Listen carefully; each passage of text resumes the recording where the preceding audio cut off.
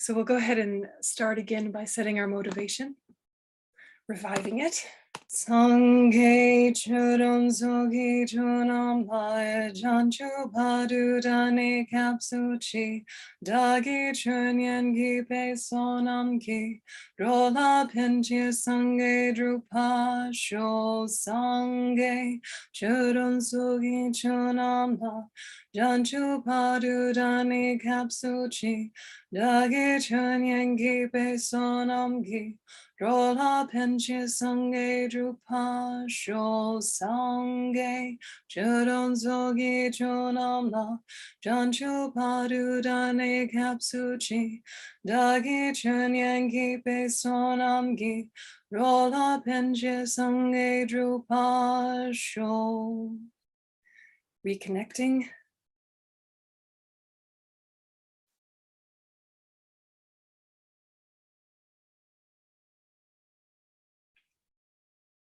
So we left off looking at self-cherishing and looking at the cowardly crow, or ourselves when we're under the influence of self-cherishing more prominently, and how that makes our world kind of collapse and become small, and all sorts of things that normally wouldn't worry us, you know, when you get a bit sort of fragile or irritable or easily annoyed, and then it easily escalates into bigger, coarser negative states of mind.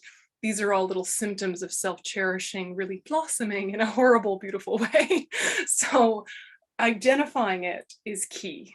And so we do reflections like that to really understand experientially the difference between ourselves when self-cherishing is a bit in the background or dormant and not really driving us as much as obviously, and when self-cherishing is really in charge and rolling the whole show out. So we always have self-cherishing until we have bodhicitta. Yeah, uncontrived bodhicitta, spontaneous bodhicitta, we always have self-cherishing. And, you know, self-grasping is something that we will have also at this point in our development, and they reinforce one another, but eventually we can get rid of them both. So when you're identifying self-cherishing or identifying your inner cowardly crow, do you feel comfortable to share kind of the symptoms that will help you catch it when you know that it's driving? Are there things that happen to you kind of physically, or your verbal behavior, or some of your mental behaviors that are obviously not you at your best, that you can kind of go, oh, self-cherishing is driving? I was just thinking, it's when I start thinking, I this, I that, I the other. And I think, oh yes, it's a good starting point. I just wondered if that was useful. Absolutely, yeah. Or like, what about me? That, yeah, absolutely. Yeah, and doesn't anyone understand how much I ... work hard, suffer tons, am amazing, am horrible, but yeah, very centralized on the self. I really like the distinction sort of verbally between self-conscious, which is like self-cherishing, and self-aware. And that's what's so tricky in Buddhism, isn't it? Because you're trying to cultivate this mindfulness that's very self-aware, that is really understanding what you're doing, why you're doing it, what's happening around you, and what motivation you're bringing to it is so essential. That's self-aware, yes? But self-conscious is, and what does everyone else think about that? Yeah. And am I being judged harshly, or am I being celebrated properly? And does everyone notice me? I hope no one notices me. I think everyone's looking at me. I hope everyone's looking at me. Self-conscious, yeah. You know, and self-consciousness can look like arrogance and pride, but it also can look like self-loathing and depression and low self-esteem, because both are equally I. Yeah, it's just one is more painful than the other, at least in the moment of its arising. So we trend different ways, you know. If you think about the three poisons, anger, attachment, ignorance, we kind of trend with one when we're hungry, tired, overworked, bit burnt out. We kind of have a default one that's our go-to. And it might be that we stay professional and polite and generally nice enough, but there's a rumble under the surface. So what your internal rumble is important to catch. You know, if you're kind of more of a trending towards ignorant time, it's more kind of vague out, a bit off in space, you're a bit disassociated. If you come around a corner and someone else is there, you go, you know, you get easily startled because you're just really not in your body, really not present. That. If you default more anger, then you're just a little annoyed all the time. Yeah, and you're just like ready to pick at things, you know, and why can't they just picking, yeah. And if you're more attached type, then you kind of go into a bit of a kind of a sooky, sort of a fragile, needy, you know, kind of a place that's got kind of an ambiance of melancholy and sadness, or might be quite kind of excitable and chasing entertainment and sensory experiences and like feeding the senses, you know, feeding the eyes, feeding the mouth, feeding the ears. You know, you can't have silence in the house. You have to have the TV on or music on. You know, you have to be reading something or watching something or eating something all the time. That. So the attachment type can kind of trend sad or hungry or hungry sad, depending on the day. So the thing is like, it's not you, it's just habit. So figure it out, you know, where does your afflicted side land? And then if you can catch the tiny version of it, sometimes just noticing it, it dissolves. And you don't even need another antidote. You don't need to think about the wheel of sharp weapons returning. You don't need to remember being the peacock in the poison grove. You don't have to think, oh no, I'm a cowardly crow. You don't have to go into a whole analysis. You can just use the fact that you have analyzed and watch the present moment dissolve back into your better side. But that only works if it's little. If it's really escalated and you've become intoxicated with the negative state of mind, it's much harder to move through it quickly. So the self-cherishing little monster inside of us, the demon, the thief who steals our peace and our kindness, that wall around our heart, all of that kind of way of thinking about it, you have to really look at the way part of you still believes it's helping you.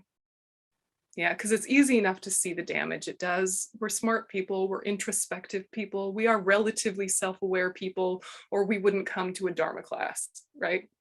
But how to see the fact that there's part of you that feels like it's your protector, or it's your shield, or it's helping you save your energy, or it's helping you protect your peace, or somehow self-cherishing still kind of feels like a friend, even though it's a liar.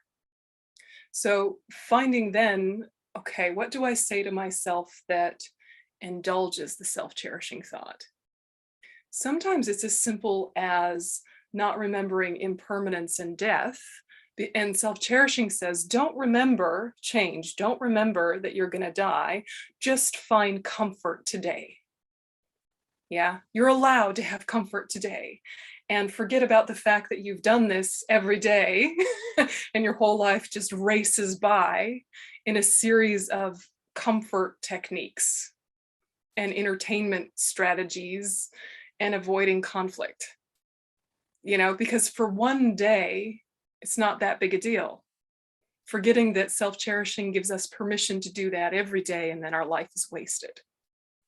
Yeah, and we are on our deathbed and we think, oh, what was it all for?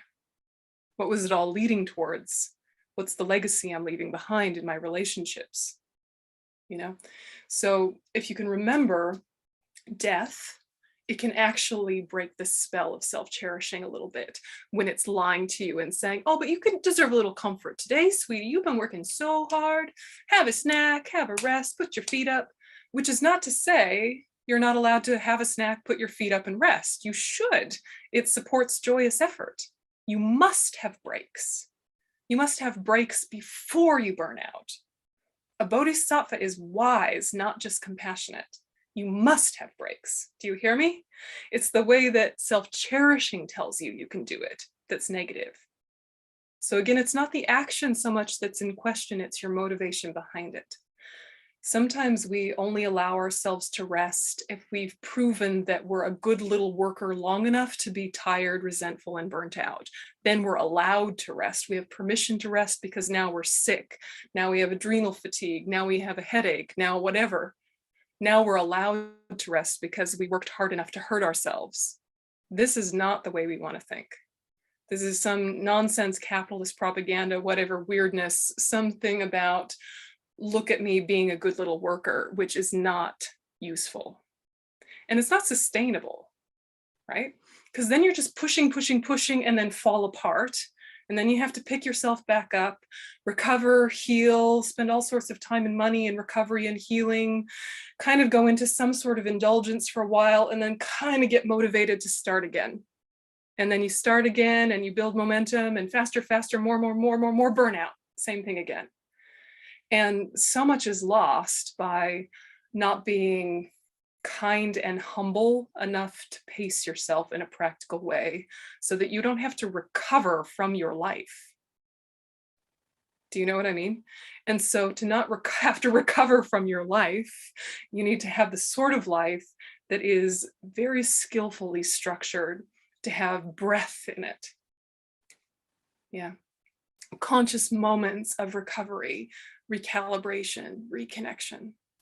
So if you can think about the most ordinary of days, the most common of days, the things you do during the day, ask yourself which of the relief mechanisms are escape and which are recovery. Because the escape ones don't help you recover. They just delay the inevitable. And they're a little bit of a moment of some kind of soothing, some kind of peace. It's very normal and natural to turn to them, but they don't actually help us recover and reconnect. And when you do something as simple as a 5-minute shamatha meditation on the meditation object of your choice, the first 30 seconds are hell.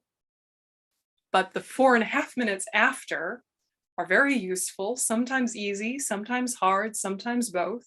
But afterwards, you feel better. Yeah, and you don't need a giant siesta in the middle of the day. You actually could have just a little 5-minute recalibration. So remember that when you first change gears, it's uncomfortable. There's resistance, there's tension, there's avoidance, there's, I see my cushion, I do want to meditate, I like to meditate, meditation's hard, I'm not sure which one to do, maybe I'll just avoid it. Or here's all the things I should be doing and that's completely overwhelming, so I'm just going to be paralyzed and do nothing. It's really normal, right? So being kind and humble enough to be simple is something we need to keep coming back to because it actually helps us recover. And it allows for all of the amazing Dharma things we've heard to digest and to integrate and to become our own. So then when you speak Dharma to yourself, it sounds like you. It doesn't sound like the person you heard it from, but it's still accurate. Yeah. And that's how you know it's yours. It sounds like you in your head. Yeah.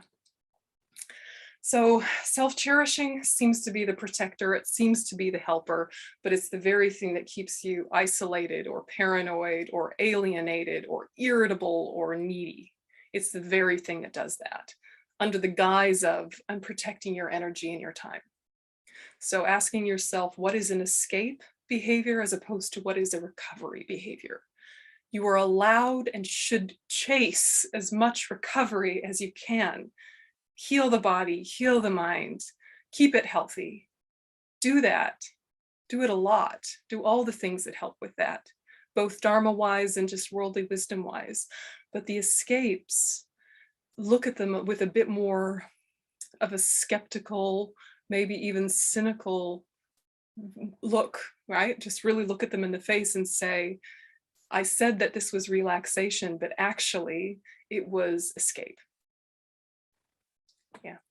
And it's understandable that we'd want to escape, and we've only really been taught to escape from pain, not to move into it, through it, and out the other end, or to pause in such a way that we catch our breath again and can finish a process without hurting ourselves further. So it's understandable that we have all these strategies that don't work.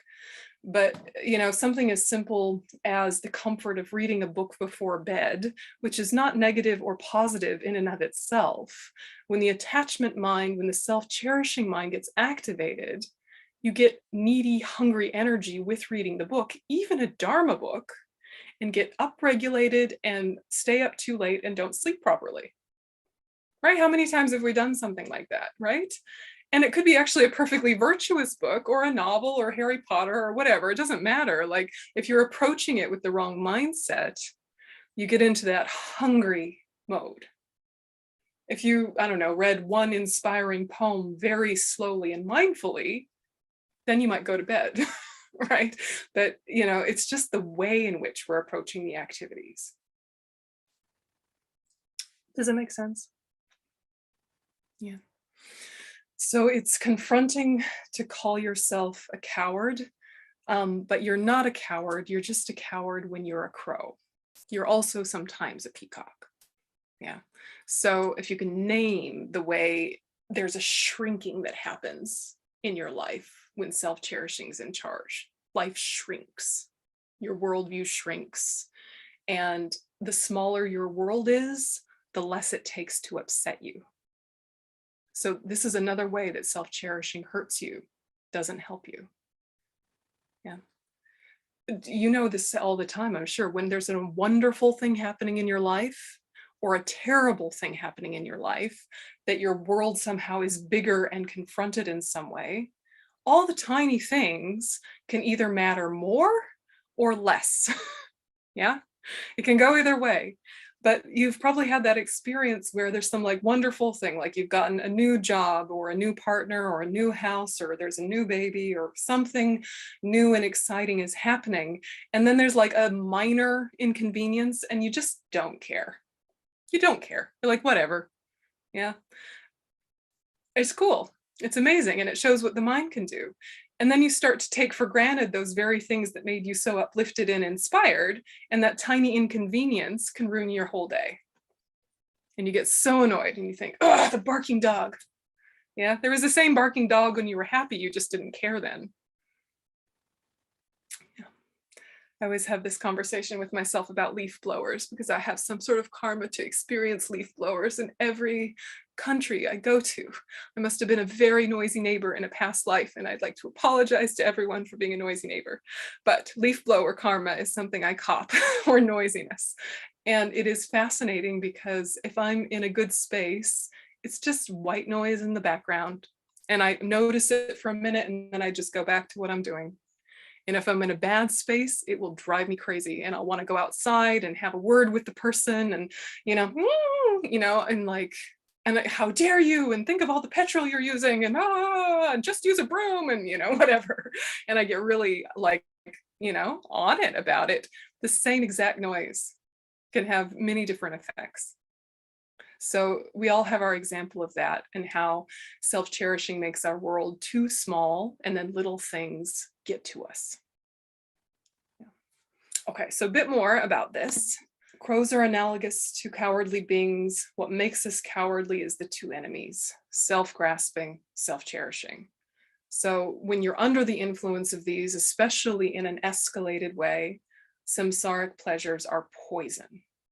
Yeah, so the good things are never enough, or the good things get distorted, or you seek the good things at the expense of others, because we use them with attachment, and that leads us to suffer in the future.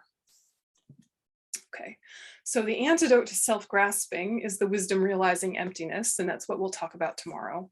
The antidote to self-cherishing is bodhicitta, which we've been talking about.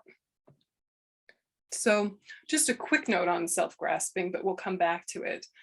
Self-grasping ignorance, here, there's a lot of different kinds of self-grasping, but the type we're talking about here is the form that is the root of samsara, and it directs self-cherishing.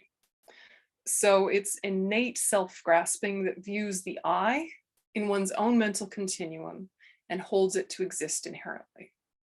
So it views the I, the conventional I, the no problem I, and it superimposes or adds a characteristic that is completely not there. Yeah, it adds to this relative I a sense of inherence, meaning like self-created, like causeless, like partless, like permanent, like, from its own side or existing by way of its own characteristics. It adds something that is not there. That's the ignorance that we're talking about. And then because of that, you have this self-cherishing that is the destructive way of caring for the self. So it looks after one's own welfare with indifference to others, and it takes no responsibility for alleviating their suffering. It looks after one's own welfare even at the expense of others. It gets fragile and volatile with self-obsession. So the indifference one might seem more benign, but it's so pervasive, it becomes really problematic. So this one is, I think, the trap of nice people. Yeah, we're nice people. Yes, the trap of nice people is that we don't recognize how much indifference we have to people in just living our life and going through the day. We think, I'll just look after myself and I won't cause any trouble. I don't want to hurt anyone. I'm a nice person. I don't want to hurt anybody, but leave me alone. Yeah, don't bug me. And I'm certainly not going to go out of my way to help you. It's got that in the background unacknowledged, but the surface of it is, I'm just minding my own business. I'm not hurting anyone. Do you know that one? Like, it's polite, it's socially acceptable, you're a conscientious citizen, but not really in a proactive, altruistic way, kind of in a little bit of a smug, self-satisfied way that can't be bothered. So we can fall into that really easily if we too much identify as, I'm a good person.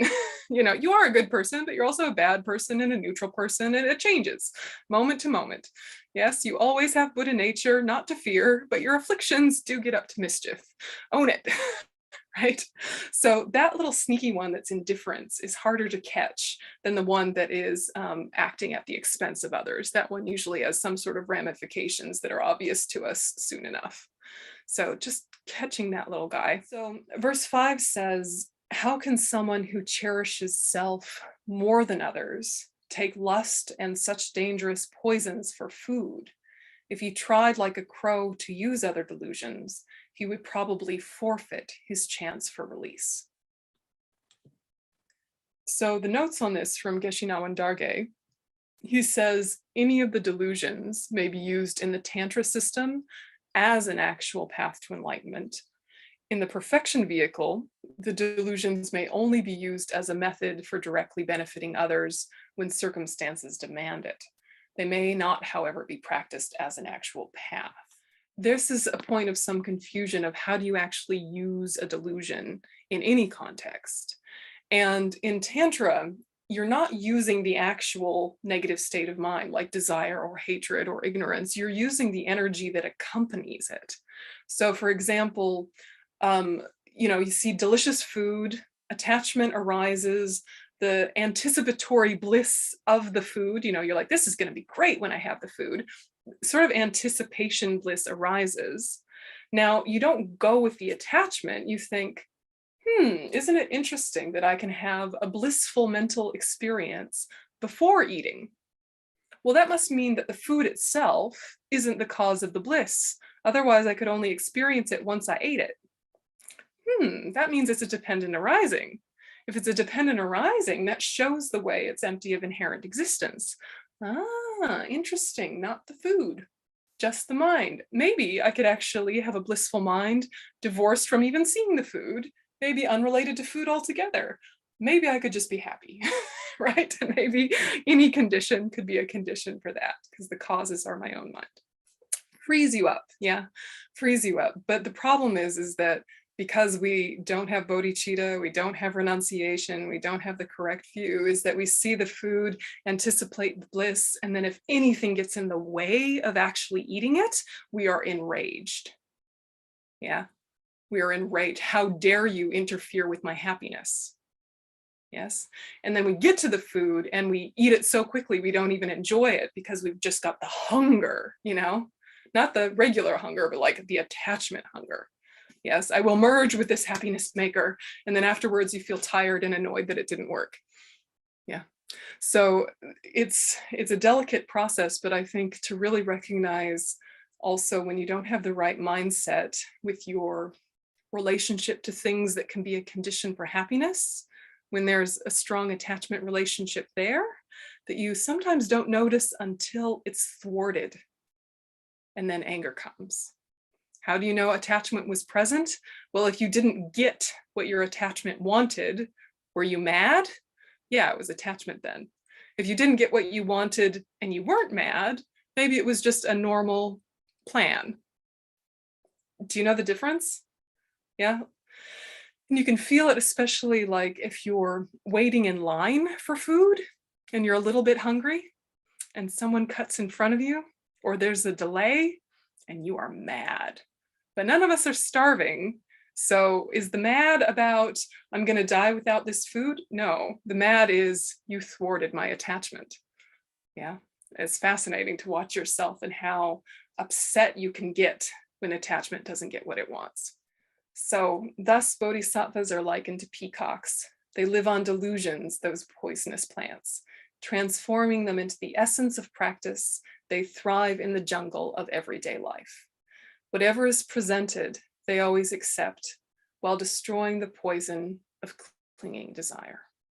So when we say whatever is presented, they always accept, it's not an invitation to complacency. It's an invitation to relaxing into everything is workable, that mentality. When you see accept or take on, this is about your inner conversation. Yeah. And when your inner conversation is a healthy, effective one, then your outer behaviors are going to be unagitated, unafflicted, or at least less afflicted. So, you know, when something is difficult and you feel like you have to stand up for yourself, we're usually used to needing anger to get enough energy to work up the courage to stick up for ourselves. And we don't know how to stick up for ourselves unless we get angry about it first. But just because that's natural doesn't mean it's necessary, right? You can stand up for yourself from a place of compassion for yourself and compassion for others and compassion for everyone involved. And then there is more stability in your mind, whether you're, quote, successful or unsuccessful. Does it make sense? So you deal with your inner world and you get yourself to a place of peace, and then you, from your place of wisdom, say, here are the things that need to be addressed. I'm going to say them with my clearest, best communication and let go. And if it's going to work, it'll work. And if there's not enough conditions for it to work, it won't. But here's my best, let go. And then it's different than if you're sticking up for yourself out of anger and it doesn't work, then you're completely depressed or completely enraged, right? You implode or you explode. Because you had an attachment that said, if I stand up for myself, people will listen and it will work. You know, like as if people cooperate or are consistent, right? People are not consistent or reliable, bless their hearts, yes. So sometimes it works, but often it doesn't. Expect failure, you'll be more relaxed. Yes, which is not to say complacency. So having a mind of acceptance is this mind that says, it's all workable. Not it's all good, but it's all workable. It's bad, that's workable. It's good, that's workable. It's indifferent, it's workable. It's neutral, it's workable. I can take everything that's happening on the path and I will try to address injustices when I see them, while still knowing that I don't know the whole spectrum of what makes an injustice, and I don't know the whole spectrum of the things that will help. I'll do my best and I'll let go. Does it make sense? So you're like assertive and detached at the same time, but not disengaged. You're fully engaged with life. The bodhisattva is fully engaged in daily life and in the samsaric appearances that they and others have and all the kind of worldly stuff that people get up to. But the mentality they bring to it is, how can I use this as fuel to open the heart? Yeah, and to build more connections. So those main themes then were peacocks as bodhisattvas, poison as the danger of living in a samsaric environment while having samsaric views, crows analogous to cowardly beings motivated by self-cherishing, self-grasping, wheel of sharp weapons is our karma, Yama and Yamataka, Lord of Death and Slayer of the Lord of Death. I just wanted to make a comment, really. I wish I could remember this stuff every day. You know, like, when things get on top, and yeah, it's hard to remember it all, until sometimes you've just tipped over, and then I think, I wished I could have remembered, to do the right thing. Yeah. Yeah. I wish it was easy. And I think yeah, same. Same. Yeah. But is it easier than it used to be? Yeah, it is easier than it used to be. Yeah. It is. Like, I used to I was a redhead, and people always say redheads have a pretty hot temper. Well, I was pretty quick to answer and pretty quick to, so that, I guess it's old age, really, but things have, calmed down quite a lot, and I don't react like I used to react. Some people get more set in their ways, more grumpy, more hard-hearted, hard-headed. I think you can have that relaxing with age, but it's not inevitable. Give yourself some credit. Right. Right. Yeah. Okay. So, thank you. What do you think are the things that make you remember the days you remember? What are the conditions that help you click back into the wisdom you have? I think if I start the day well, yeah, and stick to my plan, or, variations of my plan. Yeah. When I don't, then I start thinking, what would you say? Why didn't I do that? I start questioning why I didn't do it. So it kind of tips the day. It tips it. Yeah. Yeah, that's one of the things. Yeah, the good launch, the good morning launch. Yeah. Yeah, I think you're 100% right. It's not like you can't salvage it if you had a rough morning, but it's harder to salvage it if you didn't set your day up in that way. Yeah, for sure. Yeah.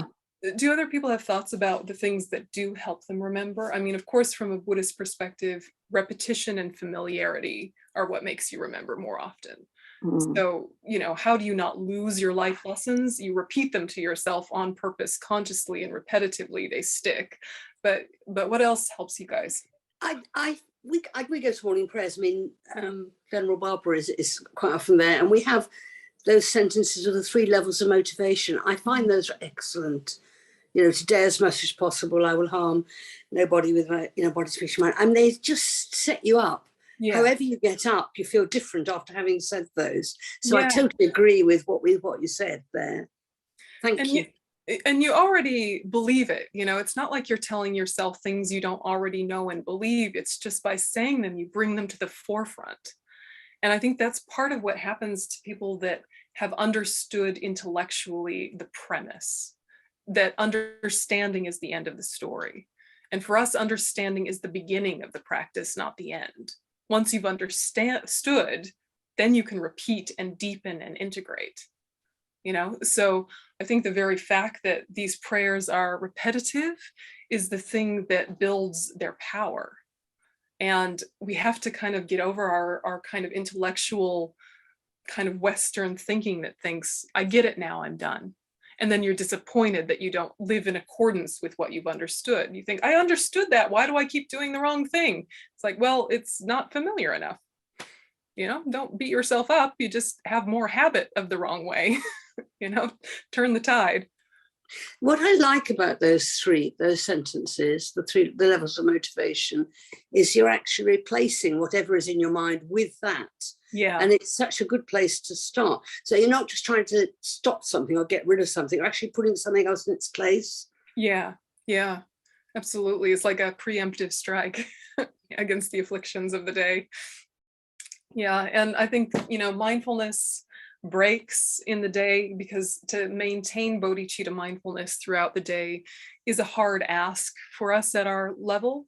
So to say, what are my times when I check back in and reconnect to my practice, even if I'm not even sitting properly? Is it when I turn on the kettle? Every time I go for a cup of tea, put the kettle on, have a moment of just come back to bodhicitta, or in and out of doors is a good time, right? Moving from one room to the other or one activity to another. These moments of transition are a good opportunity to recalibrate, just kind of like make it easier for yourself to remember what you value. Yeah, and to deepen it. And, and then when you're at the end of the day, we're used to the idea now probably of purification and purifying negative karma that we've created, whether it's in a casual reflective way or in a structured vajrasattva way. But to remember the rejoicing side too. You purify and then think, what went well? How did I stay in alignment with my path? Yes, it's dependent arising. No, it's not fuel for pride. Be with the joy of having done some kindness in this world, even just some kindness towards yourself by not beating yourself up, or by, eating healthy, or taking yourself for a walk, or I don't know, doing the recycling, whatever. Have some moments of rejoicing. I didn't yell at the spouse. I didn't, whatever, just be happy about the fact that you are really working hard on this path, even if it's not perfect. This might seem a bit random. So last night I caught a spider, gently, and I released it outside. And then afterwards, I sort of calmed myself down. It's all over. The spider is gone.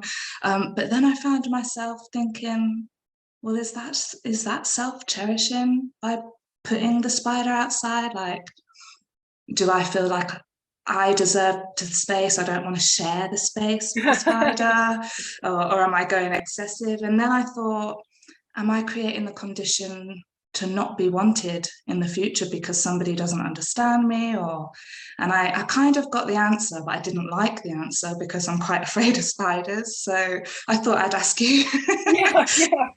Well, I think it's showing that you get it, that it's not so simple, that one action has many motivations that go bing, bing, bing, bing, bing so quickly.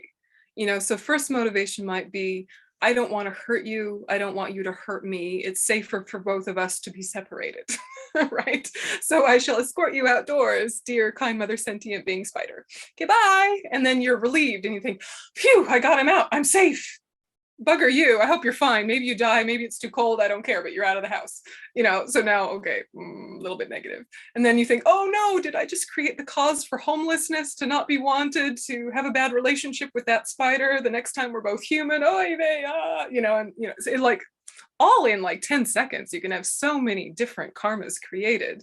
And the first thing you want to do is have a laugh at yourself, and just think, aren't we funny? Like the way we justify and second guess and preempt and excuse and explain and just laugh at our absurdity and know it is mixed. You had good motivation, you had neutral motivation, you had bad motivation, and they all just kind of rolled through in a series of seconds, but the one you commit to is the one that's the most powerful. Yeah, so a lot of the incidental, like miscellaneous little thoughts and emotions and intentions that arise in your mind are very light karma. They're coming from the past. It's just, if you give in to the negative ones, you're creating a lot more suffering in the future. If they just pass through and you don't believe them, you don't give power to them, they just roll through. They're really not too big a deal. So what you want to say is, my motivation was mixed. Yes, there was something in it for me, but also there was my good heart that genuinely didn't want to hurt him, and knew that if we were in the room together, I would have anxiety, be less effective the next day because of my lack of sleep. I might roll over on him, I might swallow him, I might smoosh him, and that's not good for him. He'll be okay outside. It's win-win, it's fine, right? Stuff like that. So the fact that that your motivation wasn't pure is a really good sign. Because what we can do is to think this action by its nature is inherently good. And it's like, there's good to it, but we're more complex than that. Yeah. So many karmas happen, run right after the other. The ones that you give power to are the ones that have strength. So with the meditation that we did this process of going through equalizing and exchanging self for others, which then ends at Tonglen, which we haven't done yet. So this process of equalizing and exchanging self for others is a logical exercise.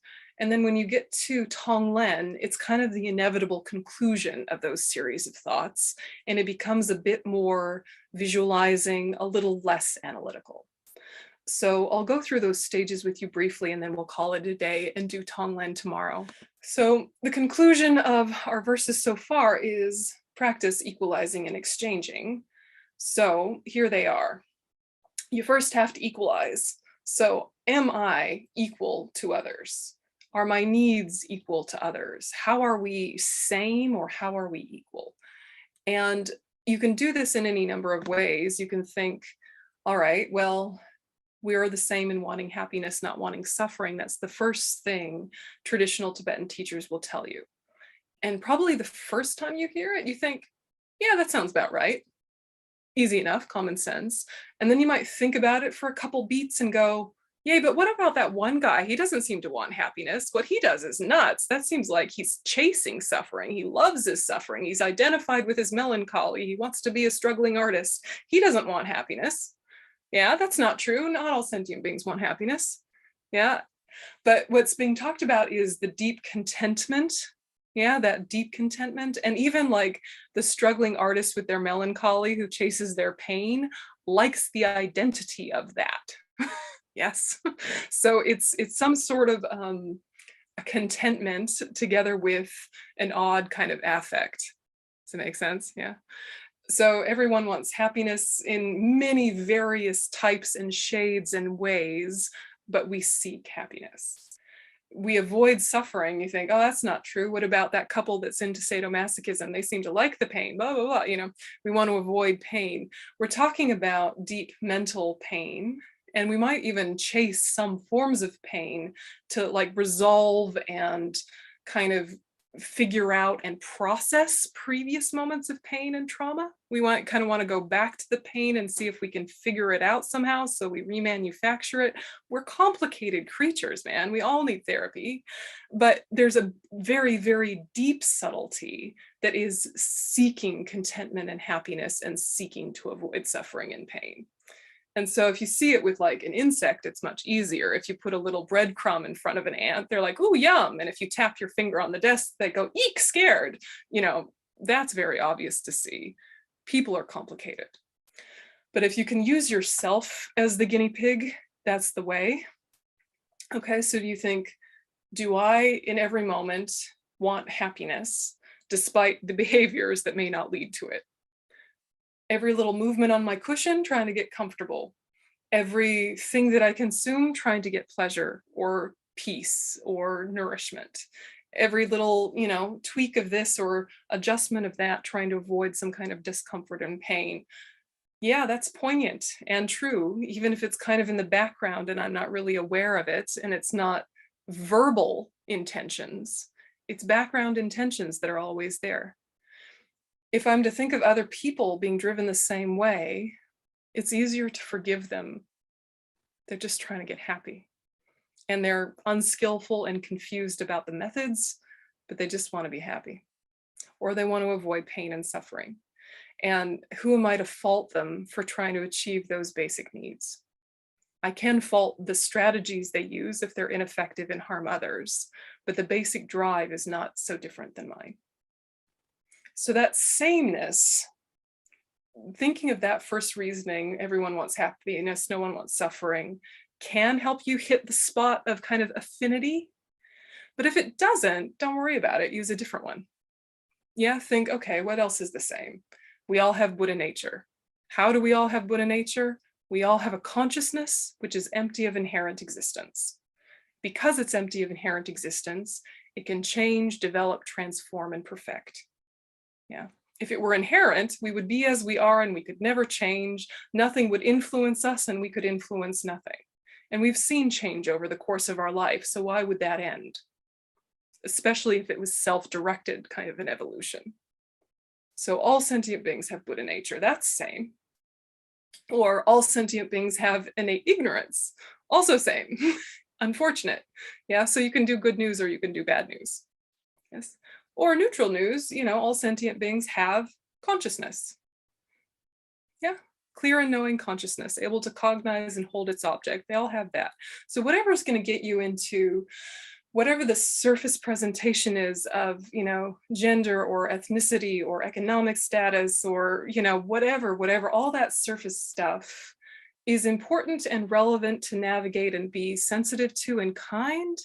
But at the very root of things, we are the same. Yeah. Do you feel that? Like there are surface differences and there's prejudices and lack of justice in all sorts of ways, the way people view one another, but at the very depths, we're the same. Yeah, and then you shift and you think, but what isn't the same is the amount of time I spend thinking of myself as opposed to thinking of others. I think of myself way more than I think of others, but there are way more of others. Right? So you just take a minute to kind of confront yourself gently. Yeah, just gently and say, look, it makes sense that I think about myself the most because I'm with myself the most time. But do I need to think so much, so often? And actually doing so, doesn't it increase the specifics of my needs in a way that makes me really unsatisfied? Yeah. Like if you're loving your life and you're enjoying your purpose and the meaning and connections in your life, and food arrives for lunch, you're like, oh, good, food for lunch, eat, moving on. If you're not loving your life, if you're not feeling connected and purpose, then lunch is really important. And you're like, what is it today? What are the specifics of the day? What can I do to make it better? What spices, what seasonings? This is the wrong amount. This is too much. This is not enough. And you become very tight about specifics. Yeah, do you know that feeling, right? When you get really specific about your needs, open back up. Yeah, purpose, meaning, bodhicitta, then food comes, yay, nourishment, moving on. Yeah, so if you're thinking about the more I think of myself, actually the more I suffer. I need to do the checklist or the tick list of my basic needs. I absolutely need to look after myself, but not in a tight, fixated, specific, overly precious way. Just get the job done, happily move on. Yeah, and when you're thinking of others, you have to think of others without expectations. The expectation comes from some sort of ego need for performance, right? So you're working for the welfare of all sentient beings, and then your ego comes in and looks for, is it working? Are they watching? Do they like me? Where's the applause? Yeah. If you're just I'm working for the welfare of sentient beings, sometimes it'll be useful, sometimes it won't. I don't know everything. I don't have control over everything, but it's nice to live in this worldview. Do you know what I mean? So then you're starting to shift. Yeah, you're equalizing and starting to exchange self-cherishing for cherishing others because it's in everyone's best interest. It's the wise selfishness. So then you move to looking at the disadvantages of self-cherishing. When you're looking at the disadvantages of self-cherishing, you can look at them from any number of perspectives, but you're just trying to come to the conclusion that self-cherishing has disadvantages. Yes. So however gets you there into some place of resonance, stay with it, let it hit home. Yeah, do the disadvantages first. And then you shift to what are the advantages of cherishing others. However gets you there. The way that it's helped in your life, the way that you've seen it help others' lives, the way that it helps humanity. Just really try and make it real and personal and deep. And then you decide to actually exchange self for others or self-cherishing for cherishing others and land on, this is the way I want to live. And the result of all of that is then you go into Tonglen practice. And Tonglen practice has any number of verses that we'll go over tomorrow. And, you know, if you're not in the mood to do analytical meditation, remember that you can do these as structured thinking projects while you're walking the dog, okay? Don't feel like that's not Dharma, okay? You have the wisdom of hearing that you're developing right now in class through study. Then you want to have the wisdom of reflection or contemplation, which is just rolling it around in your own mind with your own logic, with your own experience, and seeing how it lands. And then you meditate and bring it home and integrate and digest. So that power of reflection piece, it can be a conversation with a friend. It doesn't have to be the fancy monks and nuns on the debate courtyard doing their structured debate. It can be a conversation. And if you have no Dharma friend to have the conversation with, have the conversation with yourself. Yes. And just, you know, kind of walk around going, wait, that one day that was so bad, I was blaming all these external things, but it was my mind. It was my mind. How embarrassing. You know, just like walk around talking to yourself. It helps. Yeah. You can do it quietly so you don't scare your housemates. Yes. But like, just have a think. And it helps to have thought projects. Yeah, if you have things that you do every day, like walking the dog or doing the dishes, I suppose you'll have dishwashers, but you know, chores, exercise, give yourself a Dharma thought project. It kind of takes the pressure off of feeling like it needs to be a formal meditation. And just kind of let your mind play with the idea a bit and see if you have insights or doubts or both. And then you can bring those back to your study. Yeah. And when you do that enough times, then you can meditate on it because you're familiar enough with the whole premise that it's going to actually touch you. All right, so we'll call it a day and go ahead and dedicate using some of the verses and then the regular dedications as well. So thus, accepting ourselves, all deluded, non-virtuous actions that others have done in the past, in the present, and the future with mind, speech, and body. May delusions of others, as well as our own, be the favored conditions to gain our enlightenment, just as the peacocks eat poison and thrive. As crows may be cured after swallowing poison by a powerful antidote given in time, let's direct to all others our virtuous merit, that this may replenish their chances for freedom. May all sentient beings reach Buddhahood soon. May the supreme jewel bodhicitta that is not arisen arise and grow, and may that which has arisen not diminish, but increase more and more. May the precious view of emptiness that is not arisen arise and grow, and may that which has arisen not diminish, but increase more and more. The wish-granting, wish-fulfilling jewel, source of every single benefit and happiness in this world, the incomparably kind Supreme Tenzin Gyatso, may you have a long life and all your holy wishes be spontaneously fulfilled. You who uphold the subduer's moral way, who serve as the bountiful bearer of all, sustaining, preserving, and spreading Manjunath's victorious doctrine, who masterfully accomplish magnificent prayers honoring the three sublime ones, Savior of myself and others, your disciples, please, please live long. And if you like this text, I've taught it a few times in retreat format and kind of longer format, so you can find those on my YouTube channel. But tomorrow we'll talk mostly about ultimate bodhicitta and emptiness and Tonglen as well, and we'll do more meditation.